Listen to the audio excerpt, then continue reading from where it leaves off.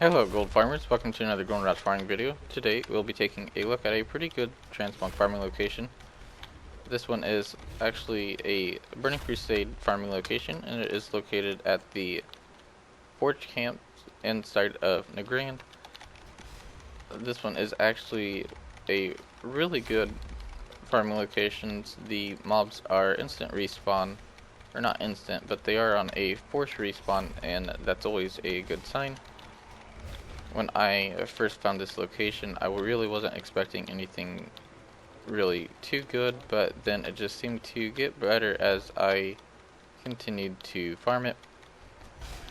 It doesn't really matter if you have the bear tartar on or not, because the way these mobs actually spawn seems to be a little different. This one actually works not necessarily the same as the Netherweave farming location inside of the Shadow Moon Valley, but it's fairly close to it. Your biggest spots for finding any kind of mobs are up around a few different pillars, which there's usually a set of 4 of the mobs that are spawned up at one time. They have a decently high chance of dropping greens. At least that's what I'd have to go with. Ever since 7.3.5, the chances of finding anything decent for green drops or any transmog drops had decreased by quite a bit. A lot of common locations seem to have just not really dropped as many greens, and there was a lot of changes to transmog farming in general. So any kind of farming location that you find that drops a lot of greens is always a good location to really pay attention to. I know a lot of the transmog items that drop here may not be worth a lot, but you can get some of the higher end stuff. I was able to pick up a couple of recipes, a couple of blue items as well, and just a bunch of different items that sold for a decent amount here and there. I don't know the exact names of any of them, though I do believe the pattern that I got here had something to do with fel iron, or the fel steel, which it wasn't the one that Sharkin's always talking about. I was hoping it was, but sadly it wasn't. I actually seem to average around 2 to 3 blues here every hour. That isn't guaranteed, that's just how my luck goes for this farming location.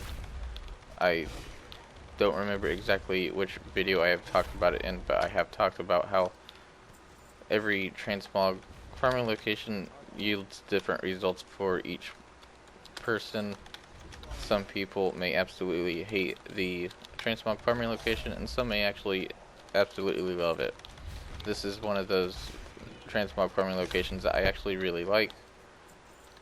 I don't typically transmog farm, but this is definitely one of the locations that I will head to if I ever decide to do so.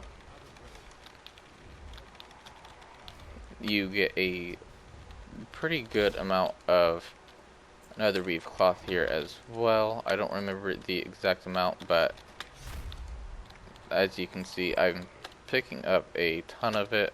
I already had some in my inventory, but not a whole lot, and I'm just picking up a ton of it. So if you want, you can do the Netherweave shuffle. You could easily do the Netherweave shuffle actually, because you're getting a good amount of greens here as well, so you can disenchant those, and just a lovely farming location. I've not done this in a group before, so I'm not exactly sure how well you average around. I've covered this video before, although I figured I would go ahead and share it again, because when I did share it, I wasn't as big as I was, and this is definitely a location that I hope to get out there. I do believe that would be all for this guide. There is another location that is actually similar to this one. It's the other camp right up here, which I don't really feel like covering a separate video over this location as well. The same results, the same yield, just I do believe there are a few more mobs here than over at the other camp. I just know that the Camp of Fear is a lot better for solo farming. The Camp of Hate is probably going to be better for any kind of group farming. So I do think that is all. Thanks for watching. Don't forget to give the video a thumbs up and subscribe for more content.